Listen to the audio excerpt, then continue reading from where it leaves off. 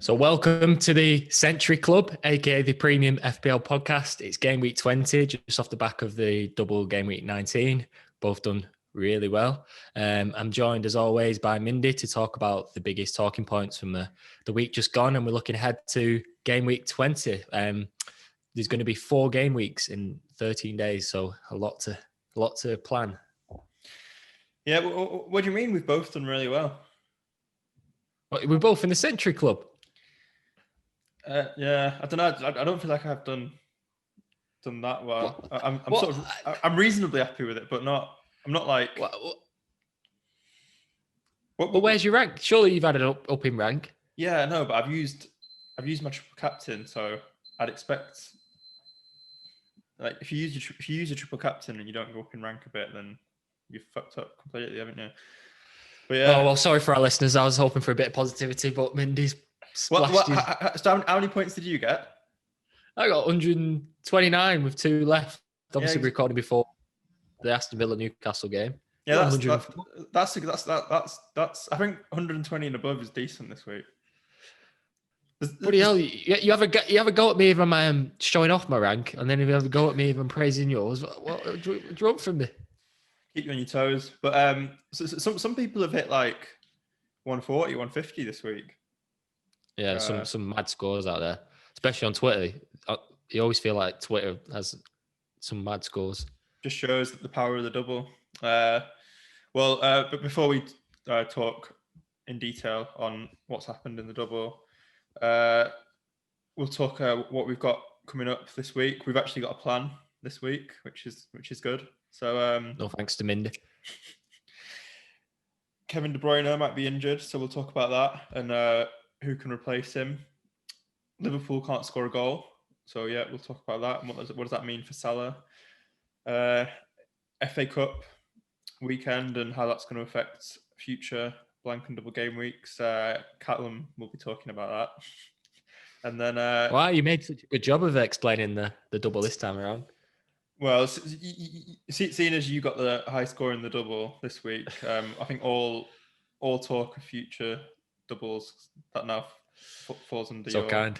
Yeah. Well, I mean, the listeners will want to hear how to attack the future doubles from someone who's done well in a double, won't they? My views will be irrelevant.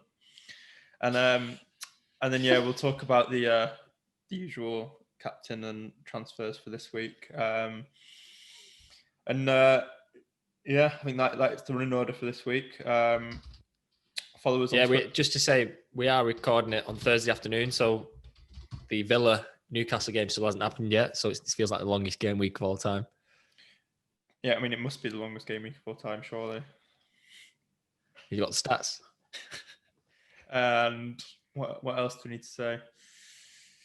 We were talking a little bit about the yellow card stuff last week, weren't we? So I think now every player apart from Grealish has played 19 games. So every other player apart from Grealish is like reset in terms of getting a ban. But Grealish, if he gets the yellow cards in the next couple, I think he could still get a ban for a game. So bear that in mind if you're thinking about loading up on Villa, because they are appealing, Villa, because they've got so many fixtures to catch up on. But that yellow card, they got 3 fixtures before Grealish. Yeah, it's one to keep an eye on. Yeah, Watkins or keeper or something could still be an option if you've not got a Villa defence or something already. And yeah, that's it. That's it. Housekeeping wise, I think. Anything else to mention before we get into it? No, that sounds good. Should we go through the week just gone, or? Yeah. Go on. Yeah. So as you say, I don't want to show off any further. We've already mentioned 129 points. Triple captain activated though. Kevin de Bruyne injured. We're obviously going to talk about that. That was obviously a failure there. Mo Salah not doing too great. Your man Souček not doing great. But on the plus side, Kane still delivers despite single game week. Antonio, 18 points. Obviously, we talked him up last week and we both had him, so that was a good one. Fernandes ticking over with 8. Diaz and Stones were the big ones, weren't they? Stones 27, Diaz Fucking 18. Stones. It's unbelievable. Absolutely fuming with Stones. But basically, that's just the difference between me and you this week, isn't it, John Stones? Yeah, big John Bone Stones. Kufal 12, obviously doing well. And then Martinez and Grealish, they both blanked against City, but you didn't expect too much from that, even though Villa did look great in that game. They went toe-to-toe at times. So I'd fancy him to get a few against Newcastle. Obviously, Newcastle not doing too great. So maybe we might hit the 150. You never know. Keep the fingers crossed. Yeah, so I'll just talk about the players who I have different to you. So Cancelo, who didn't play the first one, which was annoying. He's due an assist though soon, isn't he, Cancelo? It's just ridiculous. He hit the bar and he had another shot saved by Martinez, and there's a couple of assists he could have had as well, where players just weren't finishing what he puts on. But it's just every week though that happens. Meanwhile, Stones doesn't score a Premier League goal in years, and then pops up with 2 in 1 week. Things you love to see. Yeah, dreamland for Stones owners. So before the week just gone, I was wondering who to get for my second City defender, and just because I had so much money left in the bank, I was like, I might as well go Diaz over Stones. So yeah, annoying. That's not too bad though. 9 points could be worse. Yeah. I'm just hoping now over the next few, if De Bruyne is out, there'll be less pinpoint deliveries from corners for Stones to get his noggin on. Yeah, so should we talk about that? Obviously, the big KDB injury. He's out for 2 weeks, which, well, they say 2 to 3 weeks might be longer, but in a normal season, that wouldn't be too bad for FPL. The question would be whether you hold or sell him. Whereas because the game's coming so thick and fast, he's definitely going to miss 4 games. So that's obviously big impact on just FPL. Quickly, what's your rank now? Oh, sorry. My rank is 17,817. Right, so you're approaching the top 10k. Yeah, don't want to speak too soon. That's with a team value of 106 million as well. Nobody asked about your team value. Well, only because at the start of the season I made a concerted effort. That was my strategy, and it's paying off so far. Yeah. Team. I mean, I'm sure it'll matter a lot come when you work on stuff. I feel like at the moment, like, I don't know what to do with all of my money as it stands. But yeah, we can talk about that in a bit. Especially when De Bruyne gets sold. My rank has gone from 228,000 to 153,000. So not bad. Oh, that's only 80,000 less than you'd be happy with for a game week. I think, I probably fell into that thing, when you've just got a double and you've got so many players playing, and you're hoping for something like 150 or something, which has happened in the past. High expectations. But yeah, I think I just want to say as well on De Bruyne, like, it could have been worse. Like, even though he had so many chances, and like him going off and then City getting a penalty just added insult to injury on that one. But in previous seasons, I've triple captained like players that have got 1 point, and ended up with just 3 from a triple captain. So to be slightly positive, at least it wasn't. It could have been worse, Yeah. Not only that, but the first game he didn't get given the penalty. Still had it. So yeah. Antonio. Should we shout out Antonio? He was a great shout, wasn't he? Yeah, good to see picks like that paying off. It was interesting because the past 4 weeks they've obviously managed him like this hamstring issue. They kind of played Haller so that maybe it's almost as if they knew Haller was going and they're trying to just ilk every bit out of him before they sold him on, ready for Antonio to be fresh for this month. It's almost like they did that on purpose, but time will tell. Yeah, apparently he's still not fully fit, Antonio. So He's Right. Well, did you see his Twitter video? He's bashing people out for fun. I hate to see him in full flow. Do you? Yeah, exactly. I think there might be a brace or a hat trick coming if he's still not fully fit. Yeah, we can dream about that. I didn't have him for that game where he got 4 against Norwich. Was it last year? That was. Yeah, I remember my brother captained in that game. I think. Oh wow! Shout out Ross. Yeah, I remember that well. He was absolutely loving it. Right. Yeah, let's get into the running order then. So, De Bruyne, what's has there been any news today? I saw that like yesterday it said like 2 weeks or something. But... Well, yeah, as I touched on before we went over the game ranks, it would have been a question in the past, like, do you keep him or sell him for 2 weeks? But there's no option but to sell, I don't think. I think that's the only option you have, just because there's 4 game weeks without a player of that value. You'd be stupid to keep him, really, in my opinion. But the question is, obviously, City are playing so well at the moment, as compared to, well, it's not necessarily that they're playing so well, but they are playing well. Whereas obviously Liverpool aren't, who would own the other premium assets in midfield. So the question is now is, do you go Gundogan and invest elsewhere, or do you get another defender? Obviously, if you've got Diaz, Stones, do you get Cancelo? Or if you've got Cancelo, Diaz, do you get Stones and invest elsewhere? I'm actually liking the Gundogan shout just because he's getting quite a lot of shots off at the moment, and it looks like he's on penalties. I don't think Sterling's going to take one anytime soon. So yeah, that Gundogan shout I do like, but then it does give you the question. There's obviously got to be a lot of value, and I've also got Salah as well. So I'm torn really what to do. It's whether I get Gundogan in and Son maybe for Souček. That could be a play. Obviously, it's Tottenham, Liverpool on Wednesday, but I think because Liverpool is such a wounded animal, I think Mourinho will fancy that game, so Son might not be a bad shout. Yeah, it's an annoying injury. Sometimes it's good when a really like template, well-owned player gets injured because it shakes everything up and things get interesting. But yeah, ideally I would have wanted to replace Salah this week rather than De Bruyne. But yeah, looks like Salah will be staying. So yeah, I think for me, yeah, you have to sell Kev, right? Yeah. I agree. I think with a muscle injury, it's probably going to be longer than it's usually longer than what they say to get back to full fitness. So yeah. Gundogan does look good, and yeah, the fact that he's probably on pens is in yeah, that can't help but be in his favour. And I think for me though, it's just annoying that I know it shouldn't matter, but if I do De Bruyne to Gundogan, I end up with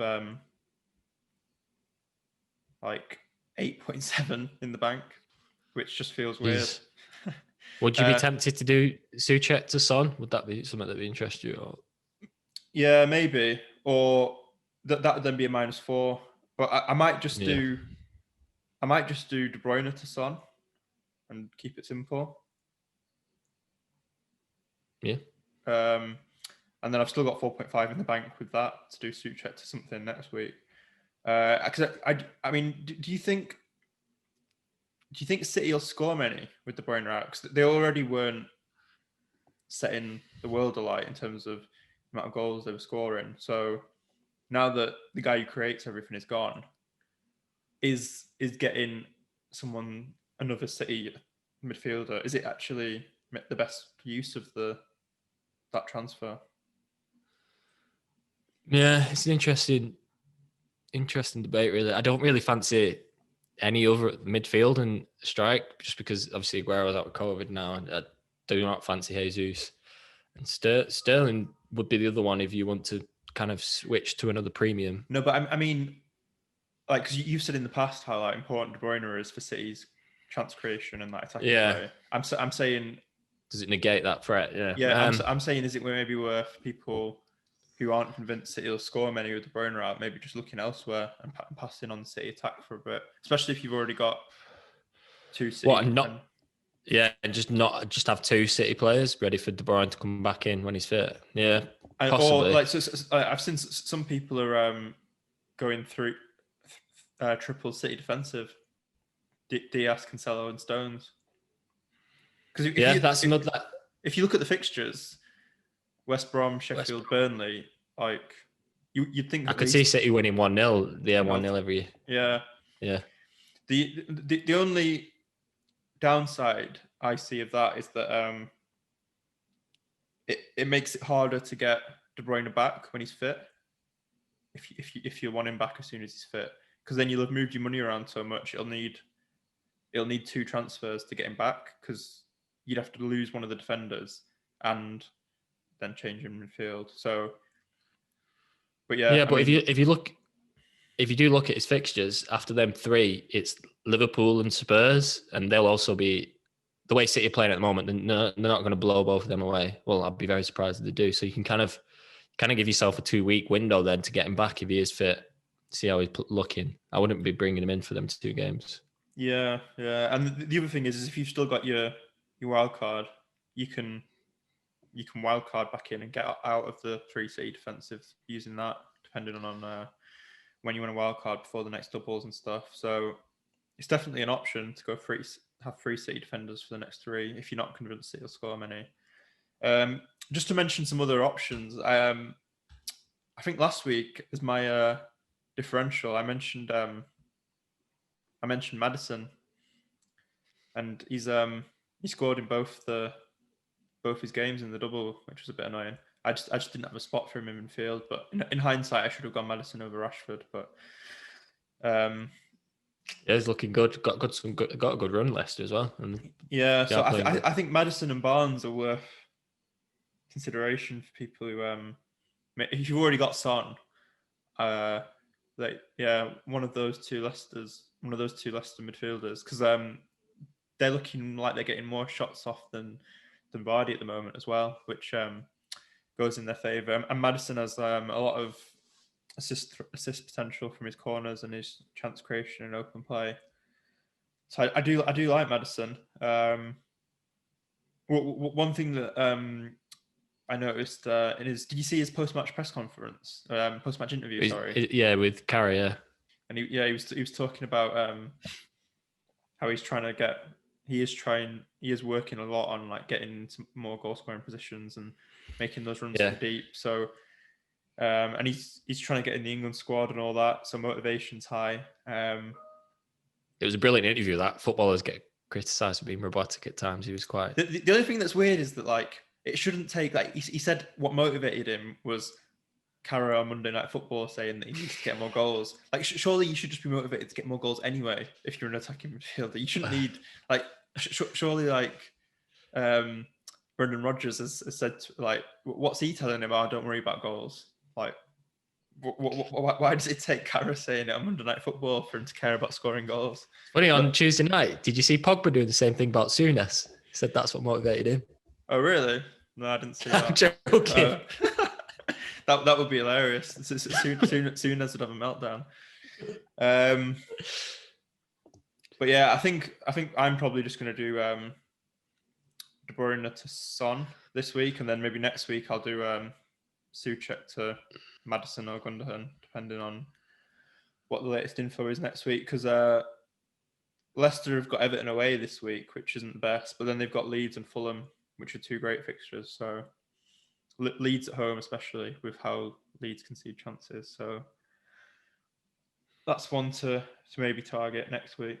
Yeah, definitely. And I think that Son-Kane combo, you almost prefer it against a team that's going to come out and play a bit, because that's when they're most effective on the break. It's the teams where they have to try and break them down, where they struggle. So I think that Liverpool game, then they got Brighton after that, I think they might struggle just for the reason I said there, and then Chelsea at home. So I almost think those 2 big games at home, you almost fancy more than teams that they have to break down. Yeah, maybe. Hopefully, as you say, Mourinho does smell blood and actually. Surely. Rather than the 0-0. You never know. Just to touch on the triple defence, Walker actually went off injured as well. So if he is out for a few weeks like Kev, that triple up with Cancelo looks a lot more appealing. Cancelo's got his rest now. At the hindrance of double game week owners, but he's had his rest. So if Walker's out, he'll be playing every game. Yeah, no, that's a good thing to mention. There's still a little bit of competition, isn't there, with Zinchenko and Mendy, but probably Yeah, I'm saying if Walker's injured, that right spot will be Cancelo every game. Okay, definitely. Well, yeah, that's a lot to think about. Yeah, I think I'm probably not going to do the triple City defensive just for the headache of then getting De Bruyne back, just in case he is back sooner than expected or whatever. But yeah, that's enough about Big Kev. Should we move on to Liverpool? Yeah, so going from one team that's doing well to one team that's doing terribly. Well, not terribly, but bad by their own high standards. Liverpool losing 1-0 last night. They just can't seem to get a goal. And Salah on the bench, even after that, what is it, that 10-day rest? I'm sure I said on the pod last week, he gets 90 minutes in both, no doubts. And yeah, when that team news came out, bizarre. Yeah. Totally bizarre. I mean, the fact that he played him against, was it Midtjylland or however you say it, the Danish team, which was they didn't even need to win that game. He played Salah for 90 in that, and he's played him in the cup, but then he's not going to play him in a Premier League game when they can't score goals. He's almost losing the plot. Like his interviews at the moment, he's just bizarre. It's just bizarre, and his team selection's bizarre. And Klopp, I just don't know. Because that's Liverpool last night, Burnley coming off the back of the 0-0 against United, which wasn't a bad result for both teams. But after that, you need to get the momentum back, get the wins back under the belt, and play Shaqiri and Origi up top with no Firmino and Salah. It's not a good run coming up, really. The only good fixture they've got in the next 5 is Brighton at home. They've got City at home, Leicester away, and Tottenham away in the next 5. So it's not right. It's not good, is it? I think as I was saying before, if De Bruyne hadn't got injured, I would have been Salah. I think I would have joined you in that one. Yeah, definitely. It's not like you to join me on a transfer I'm talking about. I only do this podcast just so I can get your transfers first, so I can get in before the price rise. So I mean, for some people who haven't got De Bruyne, they haven't got that to worry about. Salah out does look tempting, doesn't it? Yeah, but I'm just looking at Salah's last 5. 2, 3, 2, 3, 1. It's not even like he's been unlucky with those scores. Like his XG and he's not getting chances. His XG is lower than Ruben Neves, who only takes shots from outside the box. So yeah, it's not like he's underperforming or he's been unlucky. He's just not getting chances, and Liverpool aren't creating many decent chances anyway. If you haven't got De Bruyne or you've got 2 transfers this week, maybe consider Salah out. Yeah, definitely. Like you, obviously, I've got Kev, so I'm not going to be doing that. And then after that, it's West Ham, Brighton. So you kind of, just because we've got that much money available, you're kind of inclined to hold him for that. But if he's still not doing anything, then it kind of becomes a decision. But yeah, you kind of. Yeah, I think personally, I'm going to stick with him. I'm going to reassess after Brighton at home.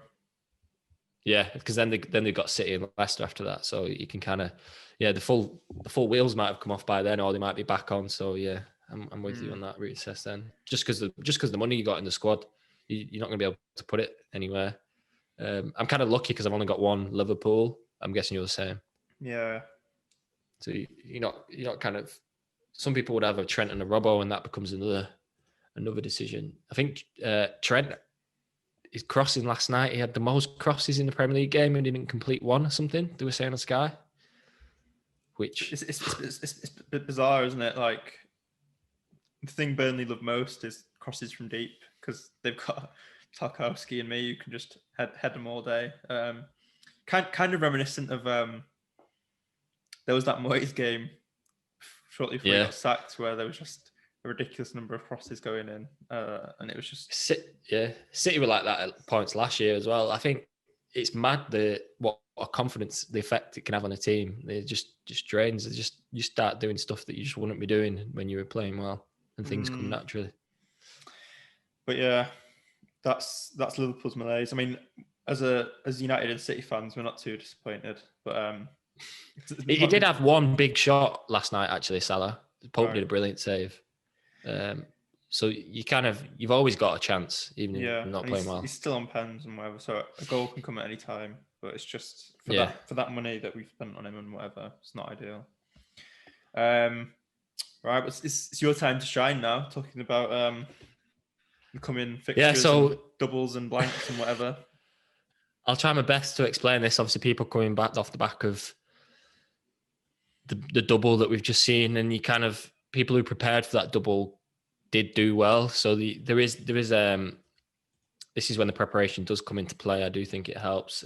So just to run through, Ben Crellin on Twitter, obviously we talked about him before. He's a great source for this, navigating the blanks and stuff. So he's saying this weekend, the most important ties from the FA Cup are Man United v Liverpool, Fulham v Burnley, and Southampton v Arsenal. So if Man United and Fulham win their games, we're going to have 7 or 8 blanks in 29, which is going to be big for those who've still got a free hit with 2 or 3 games to play. Then if Arsenal beat Southampton, Leeds and Southampton might also get a double game week as early as 23, which is 2 or 3 game weeks time. I know Southampton and Leeds are quite popular. You've obviously got Bamford, McCarthy, Nets quite highly owned. Walker Peters is still around there, but then obviously Danny Ings becomes popular when he's coming back from COVID. So that'll be interesting. Yeah, so those with the free hit still left to play. 29 looks a good time to play it if the teams win at the weekend. He doesn't say when the doubles will be rearranged. I presume it'll be after that. So that'll be when people want to wildcard into a bench boost, because that'll be a big double. Say the 7 or 8 blank fixtures in 29. That's a big double to come. Yeah, I think so. The fact that we've both kept our free hit, haven't we? And we've got the wildcard, so we can kind of we don't have to worry about it as much.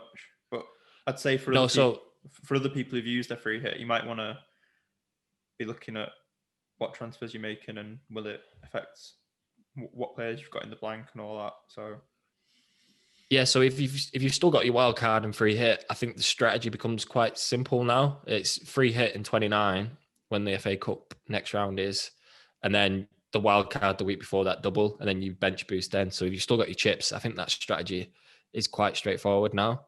If you don't have your chips, then obviously, you've got a plan around them.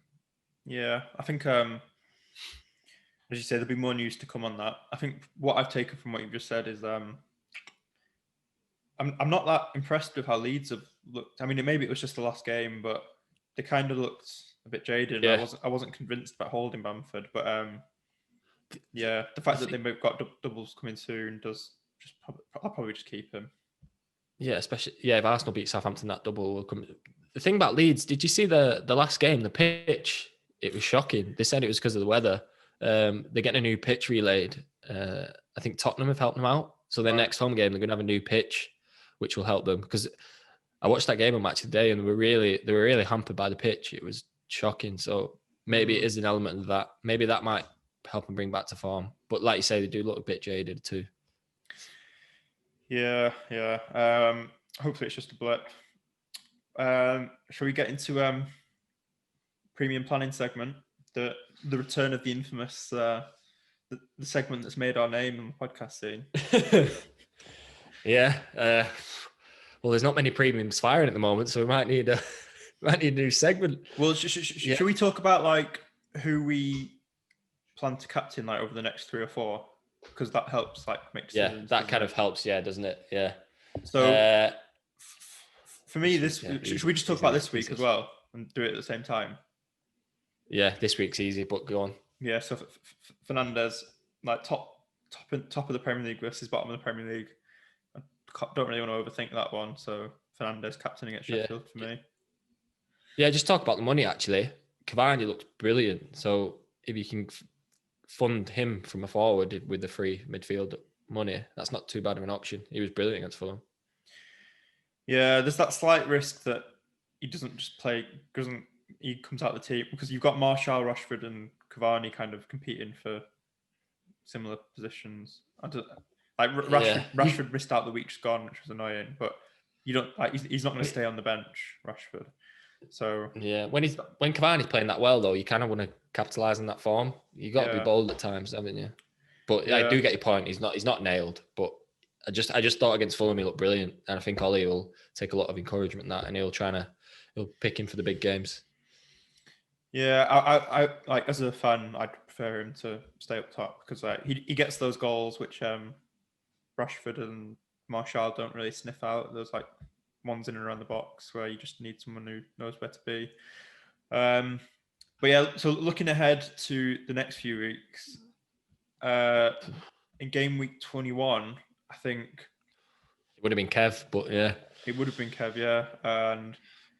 But I think now it would probably be a Spurs asset against Brighton. So it'll be Son for me, I think, next week. yeah. Or just to touch on, you said how poor Leeds are leaking at the moment. If you get your boy Maddison in, that might not be. Yeah. Obviously, be a bit of a rogue one against Leeds at home, but they do offer up a lot of chances. Yeah, and you think actually that game could be one where Vardy can run riot, like running at Aylan and co, who yeah, it's play center. Yeah, you seem to just give the ball away at will sometimes when they're not on it. So yeah, I think yeah. So that could be a differential shout. Yeah, Leicester player captain. Because they've got the momentum. And people will have a lot of of money as well. People have a lot of money as well from the sales in the midfield. Yeah, exactly. I guess the other option could be City defender. You could go Stones again, hope for another clean sheet and attacking return. But Cancelo's due an assist. I might captain him. Yeah, so I mean, I guess it's between a City asset and a Leicester asset and a Tottenham asset, isn't it? I mean, I wouldn't fancy Liverpool away from home at the moment. So, and West Ham's defense is decent. So I think, and the way Burnley played last night, I won't fancy a Chelsea play. Well, how bad Chelsea playing. Yeah. What about week after game week 22? United stands out again. Liverpool, depends how well. On paper, Liverpool versus Brighton is the best one, I think. Yeah, if Salah offers up a bit of encouragement next game, then next two games, then possibly him. Yeah, Bruno again. Southampton play quite high line, and they do offer teams chances. So that's probably City defender again could be a safe shout. City versus Burnley. Anyway, yeah. Did you watch the City Villa game? Just to go off topic. Yeah, I did watch it. Diaz has like a shield in front of net. That clearance when they crossed it across the line and they like cleared it. Did you see him when he touched it? Ramsey was just behind him. Ramsey was just behind, about to poke it in, and he kind of got the faintest of touch. But I was just like, the guy is phenomenal, brilliant defender. What was it you were saying last week? The return of Maldini and what was the comparison you made? I can't remember. Baresi and Maldini. Baresi, yeah. Yeah, brilliant. So yeah, I think for the next, and then the week after, Spurs have then got West Brom at home, game week 23.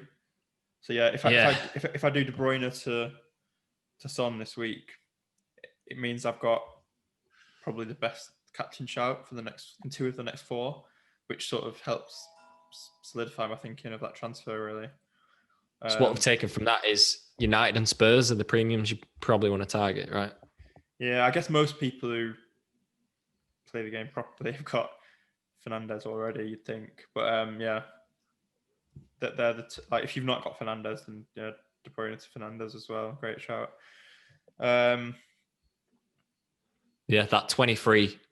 If Southampton do get beat, then Southampton have Newcastle and Leeds have Palace and Southampton. So that might be a differential captain week with either Bamford or Ings as well. Oh, you mean if the double drops in? Yeah, if it drops in 23, they've both got an appealing double there. Yeah. I think I don't know. Yeah, we'll see. I think I'd still probably just go Kane or Son, probably. Which I'd still be tempted. I think that's maybe one where you shouldn't let the double cloud. Like sometimes, because quite often a a single game week player with a good fixture can beat a player with a bad double game week. So yeah, well, Kane beat De Bruyne and Salah. Yeah, a few others exactly. this week. So yeah, I mean, we can reassess that at a time, see how the players are doing. Still a few game weeks away. But yeah, good to look ahead a bit. Yeah, definitely. Helps you plan what you want to do with your transfers in the current week by seeing what you're going to need in the weeks going forward. So anything else you want to mention on premium planning? I don't think so. No. Yeah, it'd just be interesting to see where people are spending the money and De Bruyne this week. We've not got any questions this week because you forgot to get the request out in time. It was a late call out. Yeah. Should we apologise? What do you think would be I guess the main question would be obviously what to do with De Bruyne this week, but I'm trying to think what else would be like a popular question. Has anyone else got injured this week? No, don't think so. No, I think. And then probably what to do with Salah. I reckon we've probably covered what the main questions would be. Liverpool's malaise. Mindy, voice of the people. Let's just cancel the question segment. Just have you say it. Yeah, I think we've covered. We could have done with a comedy question from Oz or something like we usually have. I guess he wouldn't be able to ask a question about Flopper because Pogba's actually doing all right at the moment. That's usually one of his favourites. Pogba's actually he could actually be an interesting differential for people looking to get someone else in midfield because I can't see Ollie dropping him now that he's 7.7 as well. Yeah, decent price. I guess the only concern would be that he seems to get the odd game back in the double pivot where he's not as far forward as Fernandes. Yeah, well, he's played 90 now, last 5 games. I did not know that. So that's I heard something on some other podcast that one of the reasons he was getting his minutes managed earlier was because I completely missed that he got COVID earlier in the season, and it took him a while. He said it took him a while for him to get back to like full like fitness and like being able to run at high intensity for 90. So maybe that was why. Just Ollie. It wasn't Ollie picking on him, no. Well, I mean, it could be a bit both, but yeah. But now that he is back fully fit, like United's run does look good, so that could be another differential for people, especially with Sheffield at home this week. And another Pogba special from outside the box wouldn't be surprising. It was on his left foot as well. That goal, it's such a good goal. You got odds on that this weekend. You're a betting man. No, even I wouldn't bet on that. But yeah, I think that's it for this week. Short and sweet. Yeah, hopefully we answered your questions without answering. If you have got any other questions, just tweet us @premium_FPL. We'll answer them on there. Sweet. Good luck for an intense period, 4 game weeks in 2 weeks. Yeah, as always, just try not to get a higher score than us. All right. Good luck. Yeah, and see you on the next one. See you on the other side.